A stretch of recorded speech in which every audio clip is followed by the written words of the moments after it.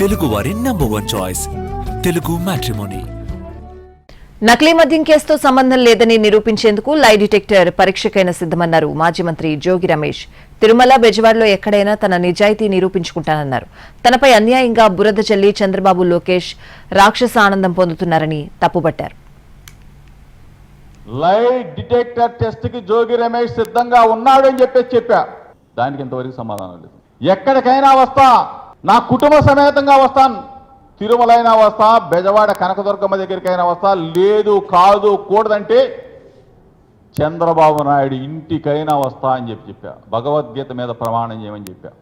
లేదు, ఇన్ని రోజులుగా నా మీద ఒక బురద తల్లి ఆ క్రీడను చూస్తూ రాక్షసానందం పొందుతున్న ముఖ్యమంత్రి చంద్రబాబు నాయుడికి, లోకేష్కి అసలు వ్యవస్థలను నాశనం చేస్తున్నారు మీరు.